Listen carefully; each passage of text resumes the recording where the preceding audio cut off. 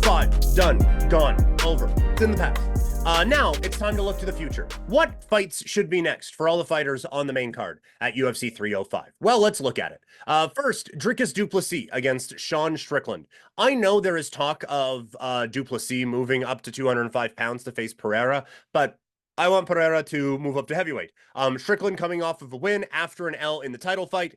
I wouldn't want to host a podcast with the guy. Don't believe most of the stuff he says, but I don't hate a title opportunity for him coming off of that win. He's won 2 out of 3, including, a gigantic one against Israel Adesanya. Izzy coming off of that loss. I have him against the Jared Cannonier Chao Baralov winner from this weekend. I said Izzy should get a tune-up fight. That probably won't happen. I think that this fight is a big win for whoever gets it. And so I think they are worthy of a shot at Adesanya. And then you either have Izzy. This would be, in terms of who he has fought, the closest thing to a tune-up fight he'll probably get.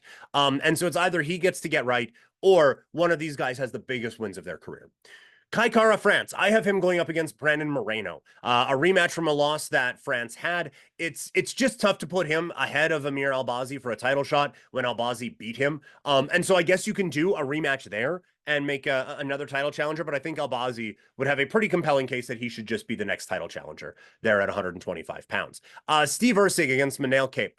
Both have lost recently. I think you give Erceg someone below him in the rankings for now. Obviously things can get a little all over the place with Kape, but this should be a good fight to just kind of see where both of these guys fit in the division. Dan Hooker, I have him against Dustin Poirier. Poirier just lost a title fight. This is a chance to either reboot him again against a very tough fighter, or this is a chance now to really attach that rocket to Hooker and move him now into that next one's category at 155 pounds. He had a great performance on Saturday. I think he is now deserving of the biggest fight of his career coming off of that. For Mateusz Gamrot, I think a rematch with Beneil Dariush, and maybe I'm being a little bit lazy going the rematch route, but I think this is one that works.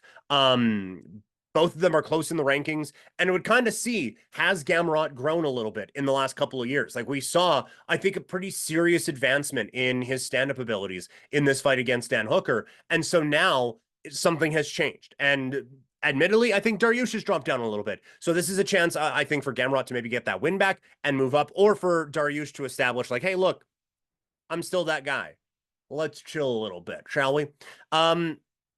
Where are we? All right. Jairzinho Rozenstruik. I have him against Marcin Tybura. Tybura coming off of a loss the week before.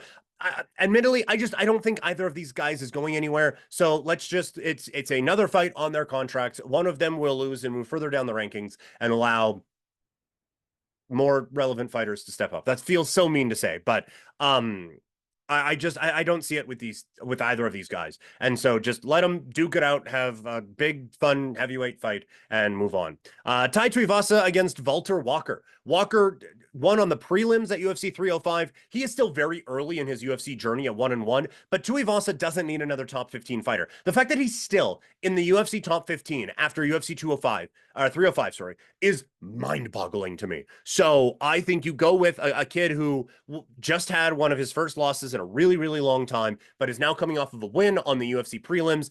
Let's give him Tuivasa. And this is either a soft landing spot for Tuivasa to get right, or again, it really does show that Tai has fallen off, and Walker is someone to at least look at in the heavyweight division. Carlos Paredes coming off of his win over Li Jingliang. I have him against Chaos Williams. Called him out, so why not? Let's do it. That one makes the most sense to me. And then Li Jingliang, I have him against Michael Chiesa. Chiesa's coming off of that win over Tony Ferguson. I think he would want maybe something a bit more impactful to build off of that, but neither is in the top 15, and I think that it would be an intriguing fight. Lee doesn't really need like a huge fight, and so I think both these guys are kind of in the same ballpark right now.